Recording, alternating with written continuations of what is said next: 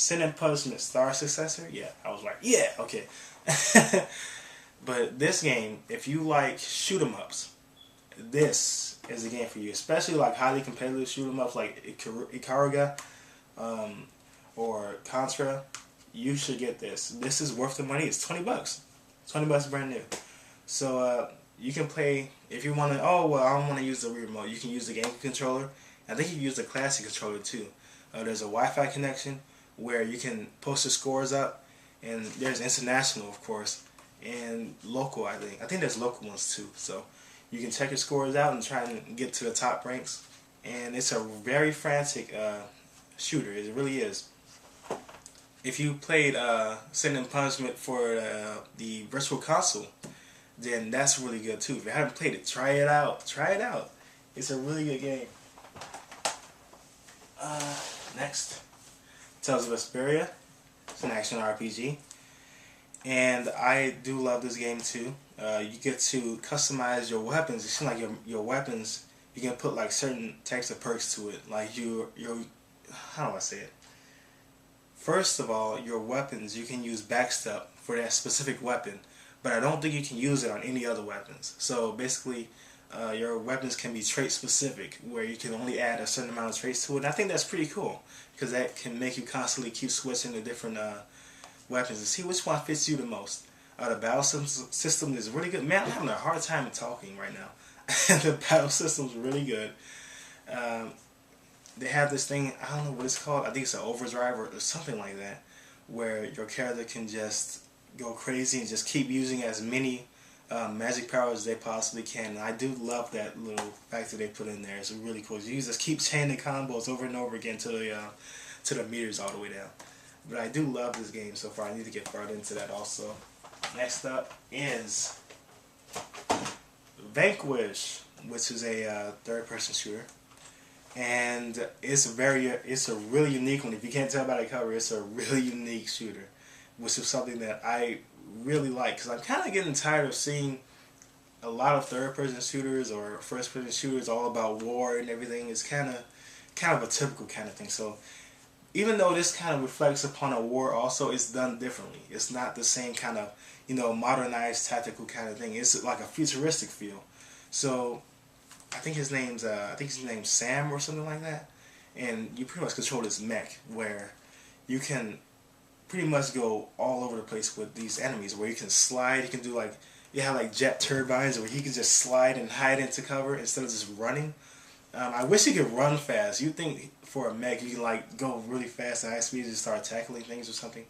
The thing is, the weapons are very limited. There's not a lot of weapons available. There is a DLC where you can get extra weapons, but there's not a lot of that also. I think you get like 3 weapons for the DLC.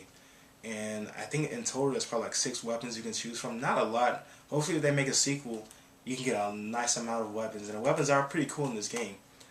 You do like these melee attacks where you can just whack somebody. But the thing is, when you do that, there's a system where your mech gets overheated.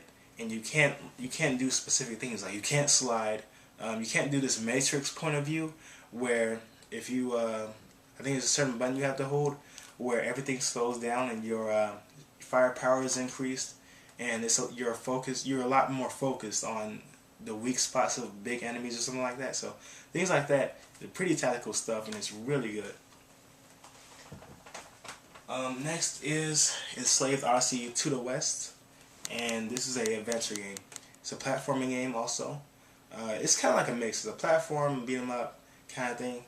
The thing that I kind of didn't like, I'm not really into escort missions. And this is basically what this game really is about. You're basically protecting this lady. Her name's Trip. And she's pretty much a technical genius. She knows all the gadgets and stuff like that. So you pretty much navigate her through the entire game. And I hope they make a sequel to it, hopefully. It's a really good game. I do believe it's pretty underrated. Hopefully they do make a sequel to this, because I really did like it. Oh no, I should not have brought this. Oh boy. Next up is Fatal Frame. Now maybe some of you are wondering, well, why did I get in this game? Well, funny story. My aunt wants me to play through this game.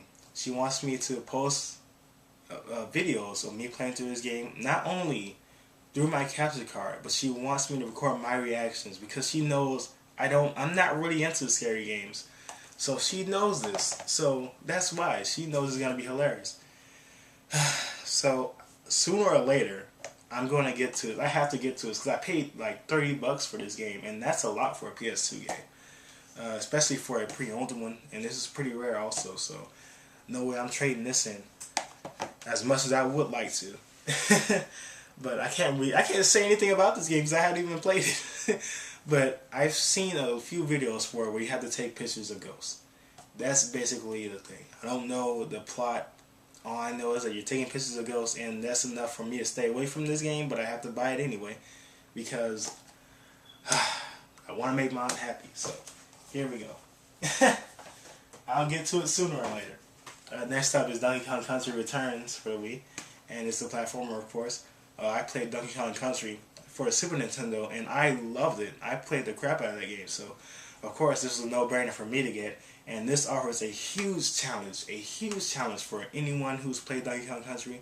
This is a huge challenge for them. I mean, there's a lot of stuff you can do, a lot of collectible stuff. You get galleries. I kind of wish you could play as Diddy Kong. You can only play as Donkey Kong. You can play as Diddy Kong, but you would have to be in a 2-player section. So if you were playing with somebody, you have to be 2-player to play as Diddy Kong. I thought that was kind of weird because I really do miss the tag system. Remember the tag system on Donkey Kong Country where you can tag in and out. And I wish they could have done that with this, but other than that, it's a really good game. Very difficult too. So I enjoyed it a lot. Next up is the Sega Dreamcast Collection. And of course, by the title, it's pretty much a collaboration of Dreamcast games. So of course I had to get this. You got Sonic Adventure, you got Space Channel 5 Part 2, you got Crazy Taxi and Sega Bass Fishing. And all of which are really fun games. Space Channel 5 is pretty much the most unique game I've ever played because it's a rhythm game, but it offers an adventure feel. So you're basically battling aliens or something like that, but you're doing it like it's very hard to explain because you're doing it in a rhythm-based game. So very unique, but I love it. It's a very fun game. If you play through it, there's a very special person that's introduced in the game. And I'm not going to say who it is, but it was really cool for me to see it. I'm like, wow, he's actually in there. So it was a very cool thing to see. Next up, Fist of the North Star. I just bought this game yesterday, and I love it. It's a beat 'em up, and I love the anime. So it was pretty much a no-brainer for me to get this also. You play as Kenshiro. And he's just a cool character, man. He really is. You get to pick the dubs that you want. Do you want the Japanese dub or the English dub? I had to pick the Japanese version because it had to be. He had to keep doing that. I've been doing that move every time because it's just so cool to hear it. But I love the series, so I had to get this game. And so far, I really do enjoy it. If you don't like the slow pace kind of thing, this is kind of pretty much where it offers, where his normal attacks are kind of slow. So, but he's a big guy, so it was pretty much a no-brainer. But I'm guessing the other characters are a lot faster. So maybe if you're not into that whole slow pace kind of thing, you can switch to different characters too. So that's pretty good too. I can't really talk about much on that game because I just bought it. Here's a game I can talk about. Borderlands. I started playing this a lot too. You can play this with a group of 4 people. There's a lot of co-op here. 2-player co-op locally. Online co-op is 4 players. You can enter in a lobby and just randomly, or you can just enter your friend's lobby and just start battling out there. It has a lot of RPG elements where you can have your gun just do all sorts of crazy stuff. Like you'll pick, and these guns are pretty much color specific. So blue color means this, green color means that, and I just like that little concept because then you kind of get to know exactly what the weapon does. I got this crazy gun, and it's a cannon. It's called a 01101 cannon or something like that, and it's a crazy gun. I love using that weapon because it's so strong to use, and it reloads automatically. So I have like pretty much limitless ammo that I can just constantly use on people. So I love that. It's a really good game. You can put a lot of time into it because there's so many different classes, and you'll literally be in this game for hours. It's really good. Next up is Dynasty Warriors Strike Force. I just bought this game yesterday too, and it's really fun. If you play Samurai Warriors or anything like that, it pretty much offers that. I don't know if there's any. It seems like you can like transform your character into something else. So that's what really got me. The cover, I wanted to know exactly what you can do just based off the cover. It looked like you can transform or something. So I just had to see this for myself. And at this point, I really don't know what's going on. So I don't know what type of powers this person has or anything like that. But I was just curious to pick it up. So there you go. And here's the last thing that I got. In case you all are new to my channel, I love video game music, and I've done like a few Madai parts of media, or whichever word you prefer. But I've done those. I've done like Madai versions of video game songs, and I was kind of getting tired of just using FL Studio to make them because it takes so long for me to do that. So I tried to make it more simplistic for me to use, so I can make video game soundtracks a lot easier and more convenient. So what I did was I got this.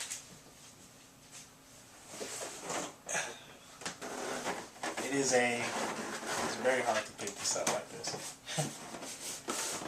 It is a Yamaha Keyboard. I just bought it brand new. I don't know if you can see that. It's like I think it's like a 60 something key. I think it's like a 66 key or something like that. I don't know. I don't have a clue. But I bought it. Pretty much a few months back I bought that. And it was about 200 bucks for the keyboard alone. Here's the thing. When I bought the keyboard, it was 200 bucks, right? So I'm like, okay, I bought the keyboard, everything is good. And then they're like, wait a minute, you need an adapter to play on that, right? So, of course, I love getting ripped off. So, I pretty much had to pay 50 bucks to have the adapter, which I pretty much have to use to turn it on anyway. Because they have this survival kit. Do you get that? It's a survival kit. You can't really... That's what it's called. It's called a survival kit. Where the bundle is pretty much how you can only play it on the keyboard. I didn't understand that. So I had to fork down another 50 bucks, so it was basically 250.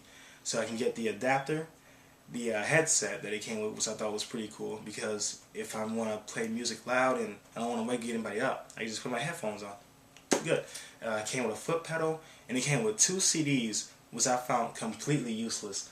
It can record music, so there's 5 channels that it can use to record. So I'm going to be having a blast trying to figure out, what I can do with this thing. And it has a lot of instruments on it, a lot. I think it's about 500 or 600. So yeah, I'm going to have a lot of fun with that. But other than that, those are my pickups, and I hope you all enjoyed it. Streetscape signing out.